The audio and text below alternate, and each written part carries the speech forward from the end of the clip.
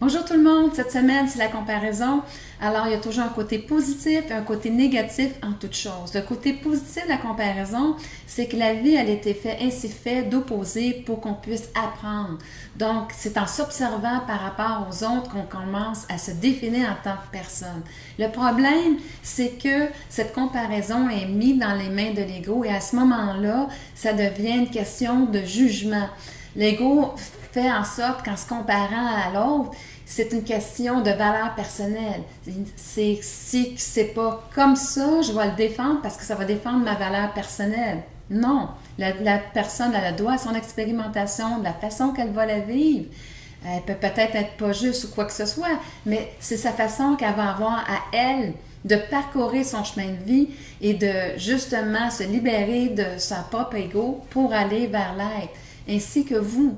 Alors, à ce moment-là, bien, concentrez-vous sur vous, vos forces et vos couleurs, apprendre à votre couleur et déployez-les. Quand moi, j'ai commencé en PNL, il y avait quelque chose d'insatisfaisant pour moi.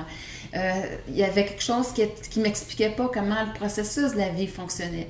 Alors, je me suis dit, écoute, je dis, quand on va avoir fini ici, on va monter en haut, on va avoir des guides, ils vont nous expliquer c'était quoi notre plan de vie, comment tout ça fonctionnait, à quoi servaient nos événements dans nos vies. Alors, à ce moment-là, je me suis dit, il y a sûrement une façon d'acquérir cette connaissance-là, et ça a été vraiment ma passion depuis 11 ans, 12 ans, tout simplement d'aller travailler avec la loi de la résonance, la loi karmique, que tout part de soi. L'extérieur est un reflet de notre intérieur et qu'on apprend à prendre la totale responsabilité de notre vie. Alors, à ce moment-là, mais quand que moi, j'allais en l'extérieur, en m'intéressant, se posant à l'hypnose, à l'EFT, balancement énergique, chamanisme, toutes des formations que j'ai faites, c'est très bon, mais c'était pas ma couleur, moi, parce que ma couleur, c'était vraiment par le processus, de comprendre le processus naturel de la vie.